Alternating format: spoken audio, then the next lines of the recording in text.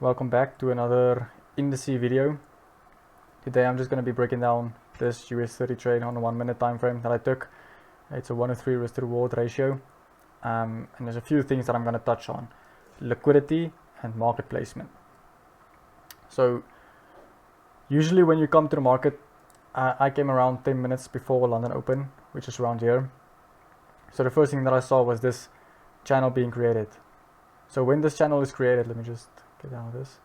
So when this channel was created, this means liquidity, right? So you have liquidity to the downside and liquidity to the upside, buyer side and seller side. That's just how it is. So usually when we have a contraction like this, there's always going to be an expansion, which was right over here. So this is what I marked out right here. So you have a contraction, then an expansion. So before, wait, let me just do this quickly.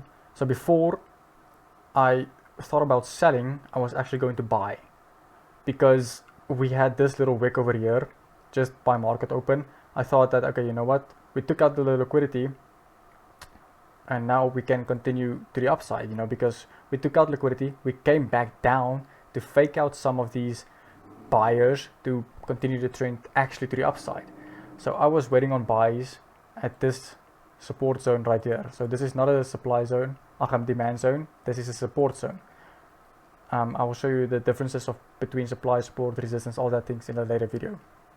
So I was going to buy here, but we didn't have any confirmation. We didn't have any bullish candle closing. It was just pure momentum, pure sell side. And even when this candle did close bullish over here, it was too late, because look at this momentum that we have here. So this just tells me that I was wrong with my analysis of the buying. But this still doesn't mean that I'm done for the day. So when we broke below this support zone, I thought, okay, how can I enter a trade to continue the trend?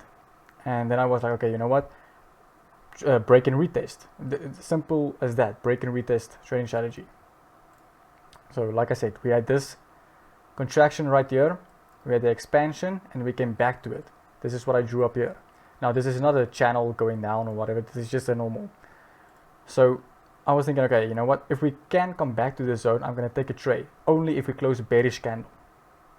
So we did close bearish candle, wait. So we did close a bearish candle right here, but I didn't take the trade because this candle wasn't doing it for me, this was a doji candle, it's like very small body, and I just didn't like it, So I was thinking, okay, you know what, I'd rather miss this trade and take a loss, because I wanted a specific criteria to my candles, and it needs to be either big and like in a range that I know the market can continue in this opposite direction, because this isn't even an engulfing candle. Like look at the previous candle, this doesn't even have a top wick, and this candle just closes doji. So this wasn't a momentum candle for me, this was just like a break of momentum, right? Because we had this push up, the break of momentum, and then a potential continuation to the upside. But we still had this liquidity zone over here that I was looking out for. So I was still willing to take trades in this little contraction phase over here. But like I said, I didn't take this on this one, but I did take it over here, because now we had a bigger candle still in this contraction zone and didn't break the structure to the upside. If these candles broke this little wick over here, I wouldn't have taken a sell. So we had this engulfing candle in this structure little zone here, this contraction zone, and I was just waiting. So there's a few ways that you could have targeted this. I usually just target a 1 to 3. That's just how it is. And that's also why I was confident in this trade, because I could have easily gotten a 1 to 3 out of this trade. Or you could have just targeted the liquidity on this. But I didn't. Like I said, I just targeted like my 1 to 3 risk to reward, and I got my trade, and then I was done for the day.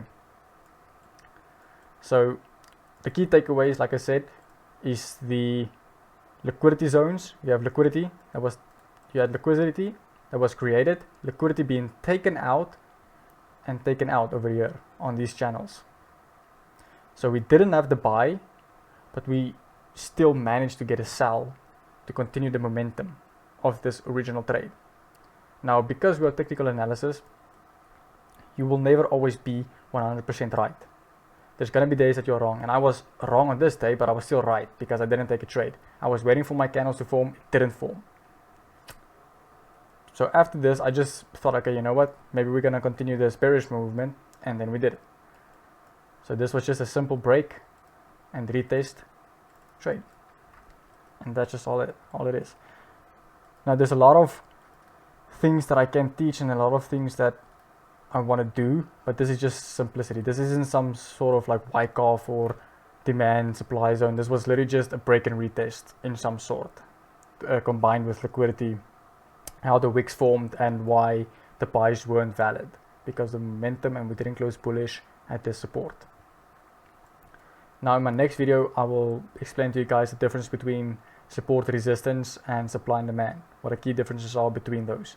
But it's actually very simple, and that's going to be in a later video. I wouldn't say in the next video, because there's other things that I also want to touch on, but this is just simplicity.